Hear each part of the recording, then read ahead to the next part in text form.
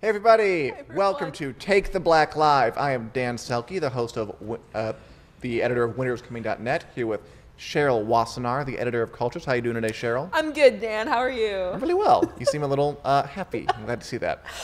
And we're here to talk about all things Game of Thrones and A Song of Ice and Fire. Dan was cracking jokes right before we went live, so that's why I'm cracking up right now. I was speaking truth. Well, that too, but it was funny. Yes. And thanks everybody who's shown up. Hey, Kathy. Everyone. Hey, Diane. Hey, Daniel. Hey, Lauren. Got to see you all. And we have a bit of a somber topic today. Oh no, I better stop laughing now, huh? Well, I mean, some people get uncomfortable and they laugh in times of pain. You can do that. Okay. But the topic is endings. Game of Thrones is almost over, and what we're seeing now is more and more prominent cast members just kind of letting us know that they're finished and really saying their goodbyes to the show. Like in very explicit ways. And I thought we would take some opportunity to just kind of talk about what they're saying, how we feel about it, and how we're going to say goodbye to Game of Thrones as fans and as a community, because it's going to be a process. We don't have to quite yet, but for right now, people are saying goodbye. For example, Sophie Turner, Sansa Stark, of course, around Sansa Stark, got this pretty cool tattoo. It is pretty sweet. That says "The Pack Survived," which is so sweet, isn't it? It is. It also made everyone start theorizing about what it means. They did, which is ridiculous. I mean, I saw some places where like, oh, is it a spoiler for season 8? Like, no, it's somebody. I mean, it said to me clearly. It said just, this is a person who's been on this show for 8 years of their life. Yeah. And now they're done, and they're getting a tattoo to commemorate it. Yes. That's what it said to me. I mean, I'm not above saying that, like, maybe it kind of indicates, but it's something for season 8. But at the same time, like, it's been a theme of the show, and the Starks is a family, even though Game of Thrones has also killed off the majority of them. Half. A solid half. I was an English major. Math's not my strong suit. But, you know, that kind of idea that this collective unit is still going to survive somehow. Yeah, or just, to me, just like the memory and the cast and the family that you form there will survive. That's much deeper. I just think it's nicer. I mean, it makes most sense to me. I think it does make a lot of sense.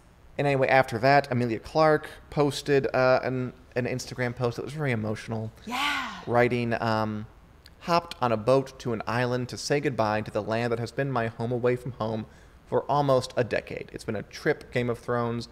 Thank you for the life I never dreamed I'd be able to live, and the family I'll never stop missing. Hashtag last season it is. Hashtag broken heart. I think she meant last season-itis. Oh, I don't know. Like senioritis? Oh, is it? Probably. The point is, it's very sweet, and she is bidding an official goodbye to the show. Right. Which, again, I mean, it's got to be pretty intense, right? For people who, if you devote your life to this for years and years and years. Especially for the younger members of the cast, where they've effectively kind of grown up literally on grew the up. show. Right. You know, like Isaac Hempstead Wright, Maisie Williams, even Sophie Turner and Emilia Clarke. Oh, totally.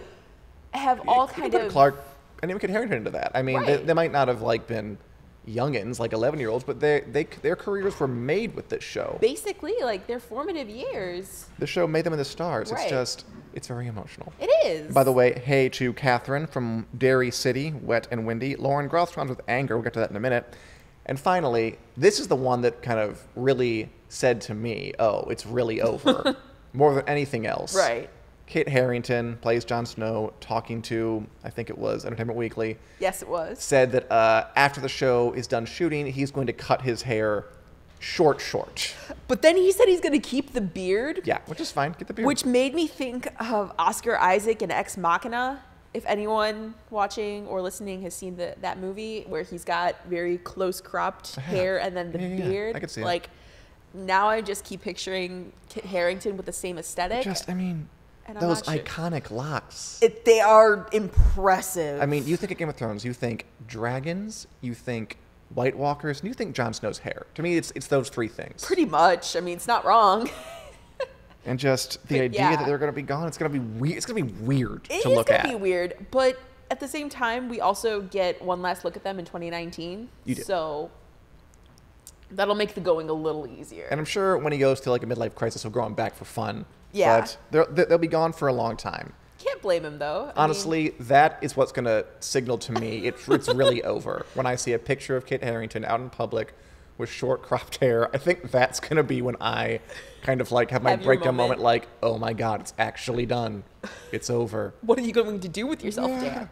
We'll have to see. You'll just hear like a shriek from my desk and you'll know You don't have to happened. shriek. I sit right across from you. Well, I'm sorry, but you're going to hear one. Whimpering will suffice. I don't make any promises. Good thing I always keep headphones on me. Exactly. So anyway, they're all saying goodbye. Right. We're going to have to say goodbye. We do. Are there any... Have you ever gone through this process, Shales? Ever like a fandom that you were a part of, or a show or a TV show or book series that you loved that came to an end and you had to kind of reckon with it?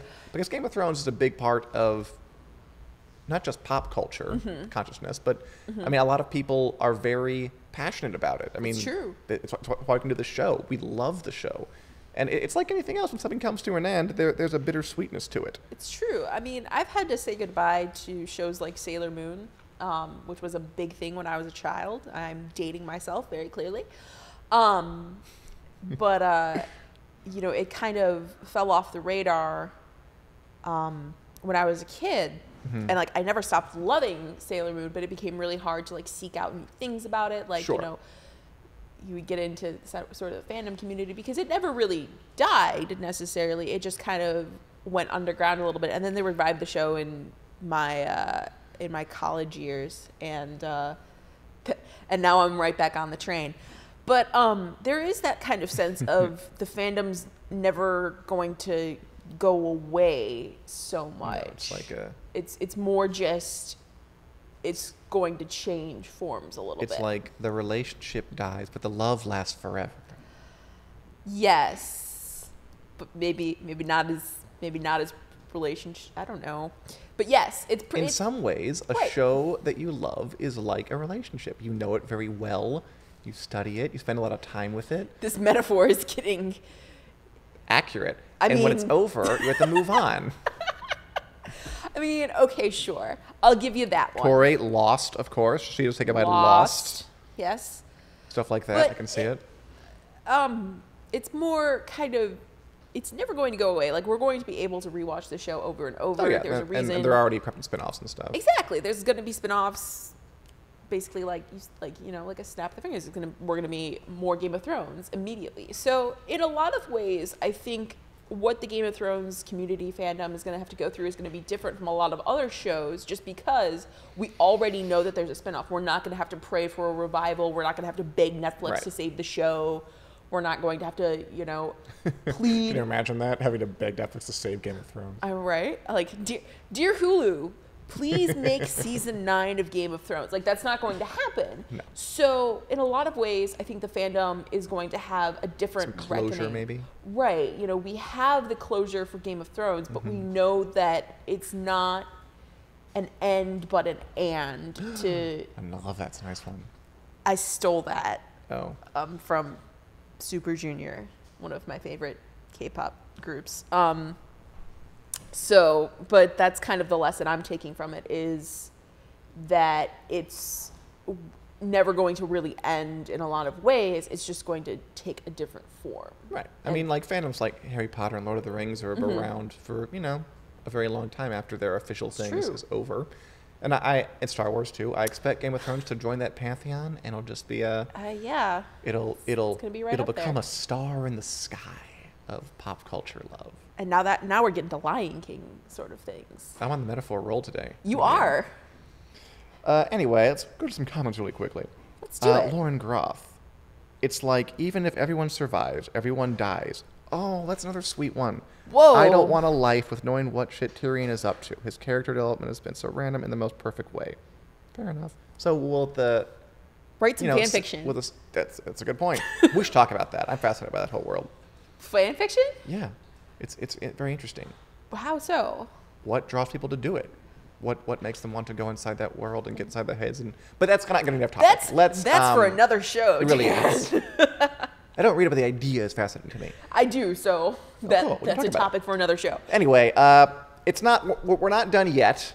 We're nope. talking about saying goodbye, but there is still things happening on the set of Game of Thrones season 8, and we're going to talk about them right now. Let's do it. Some new things still coming together. Nikolaj Coster-Waldau plays Jaime Lannister. Always a pretty good font of information because he kind of has a loose mouth. A little bit. confirmed that he is not done filming. He's going back. He's filmed Jaime's final scene. You know, crossing the fingers for Brienne marriage or getting eaten by a dragon, whatever. Porque no los dos. He gave away a bit of a spoiler, A little so bit. cover your ears, cover one ear. It's not that bad of a spoiler. But he revealed, Nicholas Coster-Waldau, that Jaime will share scenes with Davos Seaworth next year, and he's looking forward to that. Which, yeah, are you into that scene? Yes! Davos and Jaime are I want Davos and Jaime to be my two terrible uncles. So the fact that they're together being terrible uncles, is going to delight me to no end. I don't care if the scene's not funny. I will find a way to be amused by it. Fair enough. I can actually be dramatic. I mean, yeah, I'm excited by that. Those are two great characters. Why won't we have a scene together? Two very well-acted characters. And we'll develop with, the great thing about Game of Thrones at this point is that everyone's so well-developed and just have these journeys, so it's fun to see them clash this late in the game. Exactly. Makes sense. They'll be at Winterfell. I'm looking forward to see what they bring.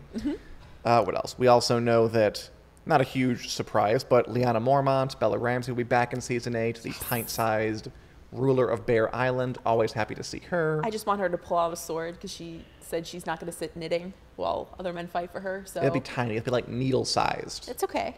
But maybe a bow. Yeah, well, a bow, I don't know. A bow's kind of hard to pull for a little girl. But if Arya can try it, I don't see why not. I believe that Lyanna Mormont can do anything she wants. So I was gonna say we didn't get a Lyanna Mormont and Arya scene last season. That would be great. great. Made sense, right? I feel like those two would click. Although Arya did mention her, they did click. And finally, Kathleen mentioned Star Trek 2, another fandom that has survived long past its original run. It's true. Fans keep these things alive. It'll be fascinating to see where Game of Thrones goes. And finally, on the set of King's Landing in Belfast, things are still very much happening. It's still rolling. I know these actors are saying their goodbyes, but you wouldn't think it by looking at what's happening on the actual set. It's true. I mean, for example, at the King's Landing set in Belfast, they're still rolling in this thick fog over the place.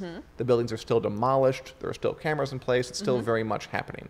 And we know it's fog, I believe, of an image, because it's lying very low to the ground and is gray rather than black. This is some science. Thank you to Corey Smith of Winter is Coming for pointing that out. Science. So fog and King's Landing rolling eerily over the buildings. Yes. You know what it says to me? What does it say, Dan? It says Army of the Dead White Walker invasion of King's Landing. Doesn't it? A little bit. Because fog. I mean, fog is what rolls in before the Army of the Dead comes, right? I mean, sure, but maybe it's just a cold front. King's Landing just a cold front. King's Landing is on the sea, and it did start snowing at the end of season 7. Very possible. So it's not impossible that it's something else cold and wintry. But White Walker seems like a very logical conclusion. I think so too. But and maybe it's just a cold front. We've also seen smoke, actual black, wafty smoke, which Right. implies dragons. So just King's Landing, the takeaway is it's going to get a beating in season 8. I mean, seems legit. Well, then again, didn't it in Daenerys' vision in the House of the Undying? Isn't there snow? is. Oh, yeah. In the ruined hole of the Red Keep? Yeah, so she has it this could vision be where a she cold walks front in. after all, Dan. But what brings the cold front, Cheryl? Winter. The White Walkers. They are winter. Well, that's true. So, deep question: is it just weather, or is it something more magical? It's more magical. I'm calling it now. I'm resolving that deep question. But you're right. Now she goes in. The Red Keep she's inside the throne room. Right. It's got a big hole in the ceiling. Right. Snow everywhere. Wouldn't that be so cool to see that come to pass? I think that would be great. That would be very exciting. I don't know if it's going to pass literally or just figuratively. Right. But yes, I think that is one of the things that's going to play kind of a major role. Getting chills kind of thinking about it. Chills because it's foggy, cold Puns. Puns. Metaphors and puns. Yep, that's us. Finally. Yes. Let's talk about, do you have any opinions on the news that both Game of Thrones and Westworld are going to skip this year's San Diego Comic-Con in July?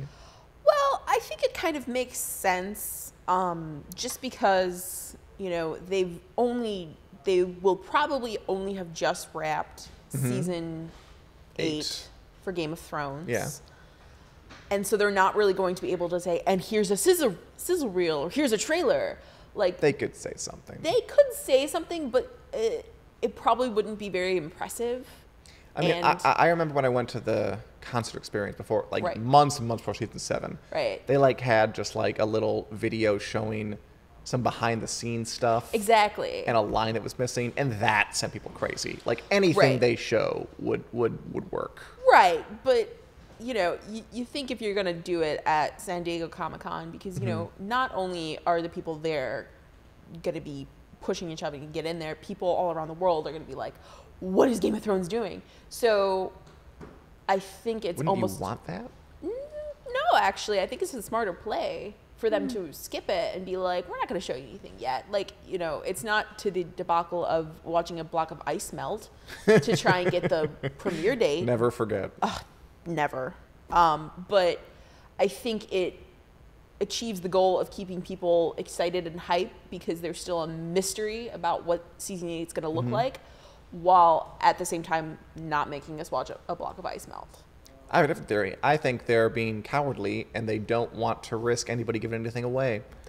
That too. I think it's a perfect time. All the cast members will be raw from just filming the season. They'll be like on edge. They'll want to pour out their hearts. I think it'll be a good show. I want to ask them questions. Maybe they just want a vacation. They can have one. It's just a day. Oh, well, I suppose. And for Westworld, like... That's even weirder to me.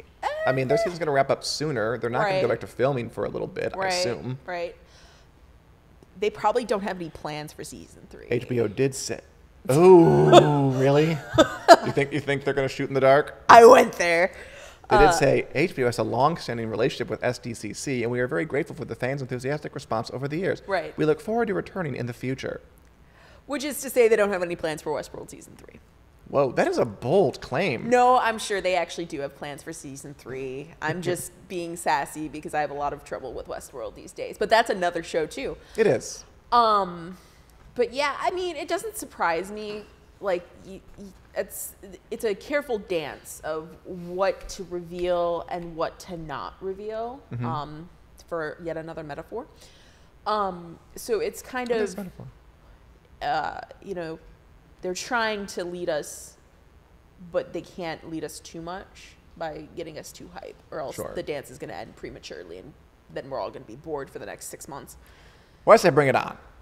You guys have any opinions? San Diego Comic-Con, lack of Game of Thrones, is it conspiracy or is it just coincidence? We'll see.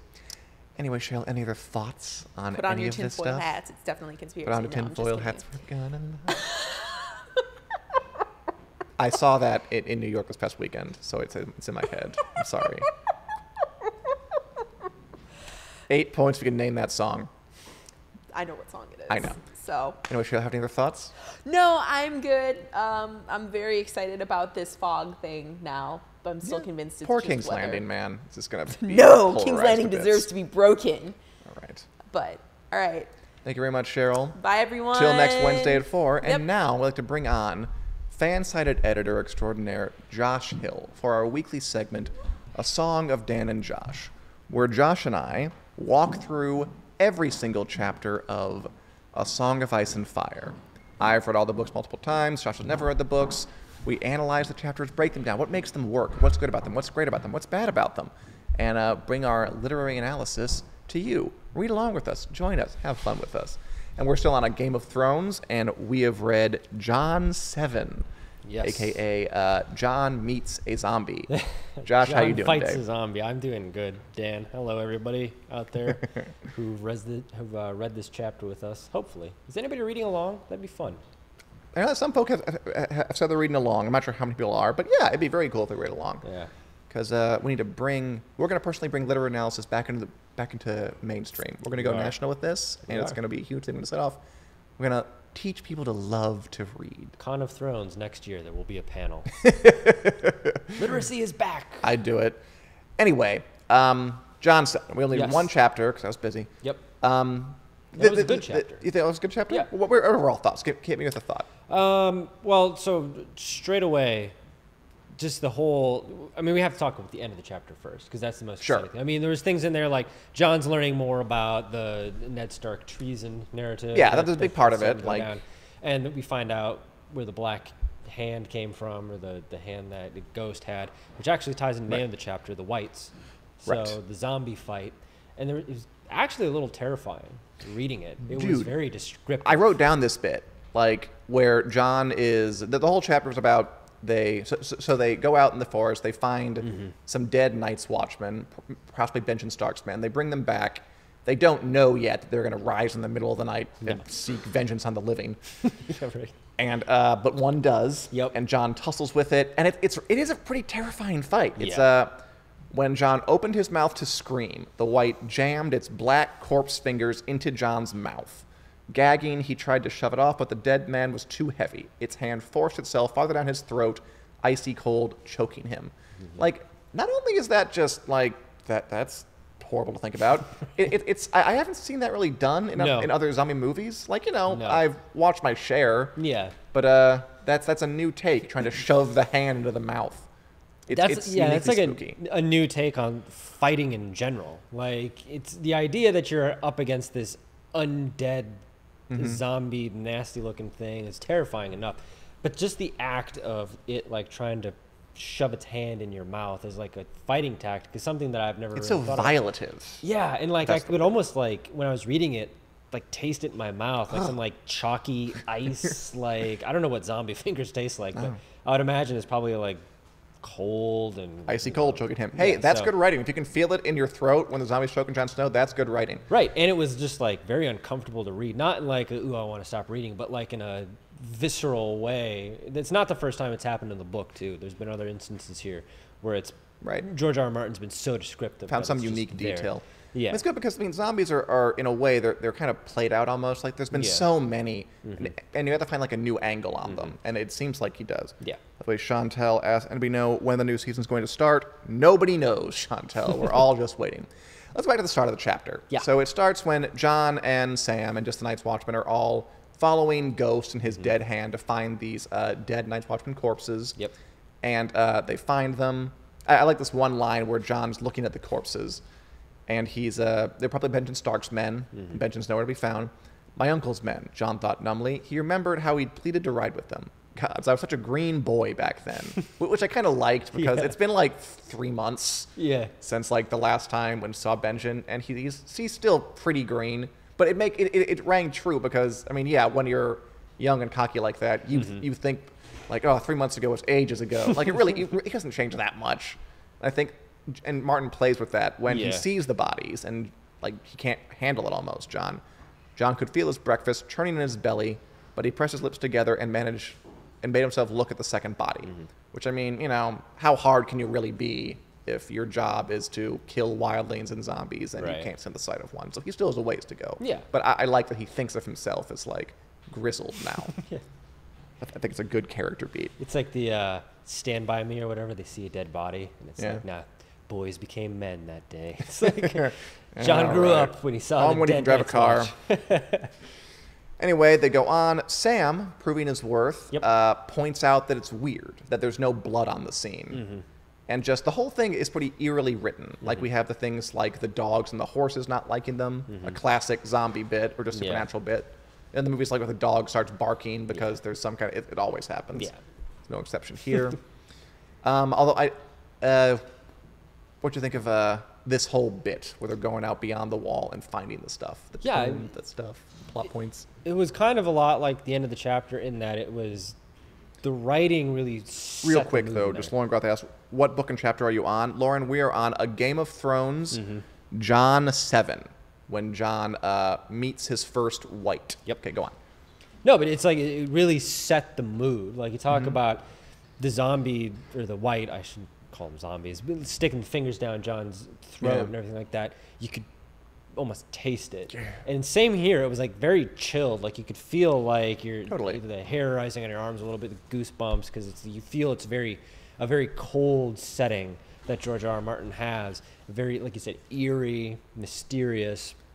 It could almost like, I mean, I know we see it on the show, but as I was reading it, this is like the most vividly imagined chapter that I've had, where it's just everything's on that like blue tint, and it's like the white snow, and you can see like the fog and the air blowing, and it's just there's you got the dead bodies, but everything around it, the world Earth is just dead. So like that's kind of like a very like poignant writing, I think. I'm not sure if you've noticed this, but like of everything I've ever read, like Martin has a great way of vividly describing cold. Yeah.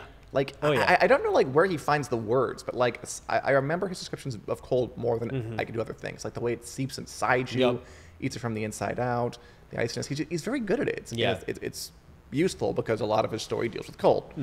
So just I like that part of it. Anyway, they trek him back, and the other big part of this chapter, apart from the zombie fight, is Jon Snow grappling with the news that Ned Stark has been taken prisoner. One quick point, I always make this point, but I mean, the last 3 chapters were Ned gets arrested, and then Sansa and Arya deal with the aftermath. One chapter later, the Wall already knows, and they're working through the consequences. Again, I love that. I love that this is pretty snappy, that we're not wasting too much time with in-between stuff. Happens in chapter 1, we get the consequence in chapter 2. That's nice. And again, it won't happen later books, but I just keep foreshadowing that. How was Jon feeling about this? When he hears the news, how does he react? It was a mixture of, at least the way I read it, denial. He's like, there's no way. Like, this is my father, or so he thinks. Like, this is my father figure, I guess. An honorable kind of guy. Yeah, there's no way that he could have done this. And recall, in the story he's getting is that Ned tried to usurp the throne treasonous. And take it. It's not the real thing that we saw, where it was much more complicated and nuanced. Which I did like, because we talk about the North being so far up and word traveling. So in the one chapter, we have Ned and all this stuff happening, and now the story is already... It's starting to morph. Yeah, he's trying to overthrow the throne and all this kind of stuff. And you can see, even though they're not in the chapters, Cersei and all of the inner workings that she has. Littlefinger, everybody. Yeah, you want to talk about the cold, just kind of like going across Westeros all the way to the north. And like, very nice. I like that. It was very, again, with George R. R. Martin with the subtle details. It's like, oh, okay. Because it's like, we're in Jon's head. Nothing to do with anything in King's Landing. Hasn't been to King's Landing. No way of knowing. Clue. But in the back of your mind, I can imagine like a Family Guy cutaway or something, like Cersei and everybody doing everything, getting the word out, and then cut back to Jon. It's already reached him at the Wall. And then it's like a game of telephone. Like, how many times has the story changed as it's gone from the south to the north? Right. So, well, I mean, who's writing the letters? It's Cersei. The people who won. They're not putting... Ned nobly tried to expose my incest, and then they're putting their version of the story, which is he's terrible, he's treasonous, and we put him in jail. Like, that's the version they're going to sell, obviously. It's a whole, the old cliche, history written by the victors. Like, that's what's happening here. They're trying to make the narrative. It's like in the show, and we remember that play Arya watched? Yep. And it's just the version of what happened in King's Landing, but, again, the Lannister version of it, where the Lannisters are all really nice, and Ned's a treacherous buffoon. That's beginning, and that's unfortunately how Ned's going to be remembered. Yeah, for better, for worse, I guess. Anyway, he is very conflicted. How could they think his father was a traitor? Had they all gone mad, Lord Eddard Stark would never dishonor himself. Would he? He fathered a bastard. A small voice whispered inside him. Where is the honor in that? And your mother? What of her? You'll not even speak her name. So he is a conflicted bastard. Yeah, the angel and the devil on the shoulder. Like, he's my dad. It's like, but he's your bastard father. It's like... Anyway, so the Lord Commander Mormont calls him in, and he tells him to not do anything stupid. What's he talking about there? Like, what stupid thing might Jon do? I thought it would be something like leave and try to fix things. I did too, actually, when I first read it. The fixing it, I think, is just more or less not letting your emotions get to you and not letting this thing become bigger than what you are, because it is something he can't help. This is all the way in the South. Whether or not he thinks his father or Ned did this, didn't do this, how it feels he's being treated, whether you should believe it or not, how people around him interpret it, which is another big part of the chapter, that shouldn't affect his job, because he's part of the Night's Watch. Exactly. That is his duty. He needs to be focused on that and that alone. So that kind of mentorship going back and forth there. Yeah, I mean, he's trying to be nice to Jon. Actually, everyone's trying to be nice to Jon. I thought it was kind of sweet the way, like, Jon is kind of going about his business, but everybody knows. Yeah. Like, everybody knows what happened to his dad. Well, then there's Thorne throughout Sir Alistair Thorne. Most people are nice. Most people. Like, we get this whole little sequence where he's in, like, the mess hall, and the Hob the cook gives him an extra helping of venison stew, which is cute. Yeah. Sam offers to pray with him beyond the wall, even though Sam's terrified of everything beyond the wall, especially beyond the wall. I like this, like one of the guards, like we don't even have a name, just tells him to be strong, which just, it's just like, it's hang in there, kid, like that kind of thing. Yeah. So everyone's trying to be really nice to him, which I actually think is kind of nice. Yeah. Like the Night's Watch looking out for their own, with the exception of Alistair Thorne. Of course. I think, what does he say? He says, like, oh, not just a bastard, but a traitor's bastard. Yep. At which point, John does the opposite of what Lord Crandall tells him to do. Does something stupid, attacks him, Alistair Thorne, and then he gets locked in a cell. Which is kind of set up for the whole zombie portion of the episode, where he has to kind of break out. And they have the bit where, like, again, the dogs, they love using dogs. Like the dog's, like, clawing at the door. It's like, what's up, boys? It's creepy. And then we get into that whole other very supernatural, very strange part of the chapter, which I thought was, which, by the way, we leave unfinished. Yeah. Do you like that? Like, the end of the chapter is just John throws this, like, ball of flaming curtains at it, and I think the last line is like, please let it burn, and then we cut away. Yeah. I got the impression of, not to keep bringing it back to a Family Guy cutaway, but every time Peter fights the chicken, and then he's walking away, and the chicken's just dead, and then it'll, like, open its eye. And it's like at the end of a movie, like, you know, the bad guy's not really dead.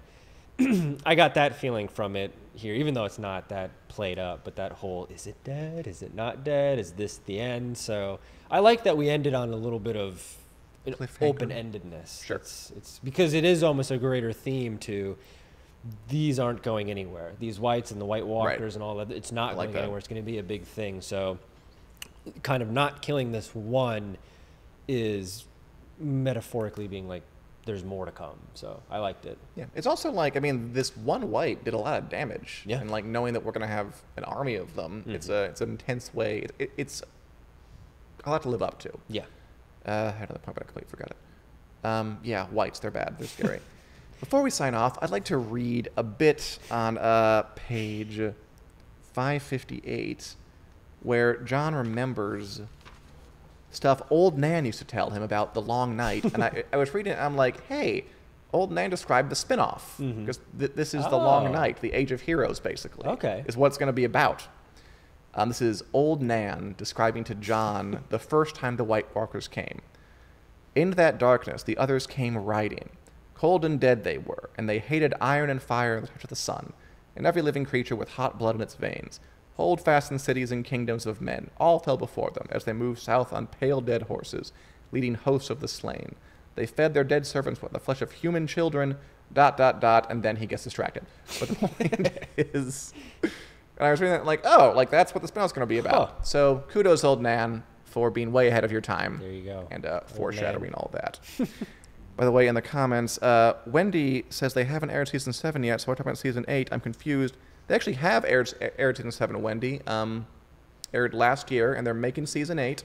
So, for better or worse, we're on to the end. Anyway, any other thoughts on John 7? John meets a zombie? No, it was a very visceral chapter. So yeah, he's pretty good at that. Yeah. I mean, that's part of the reason it takes long to write. He does take the time to really, I don't know, describe things in minute detail so much that you taste it in your mouth. Yep. Next, let's go back to 2 chapters, I think. Okay. We can do the next Bran, and then after that, it's long. And then a Daenerys. Ooh, back to Daenerys. Back to Daenerys. We'll see you all here next week at 4 p.m. Central Standard Time for more Game of Thrones news, more Song of Ice and Fire discussion, and more of A Song of Dan and Josh. Thanks everyone for watching, and we'll see you next week.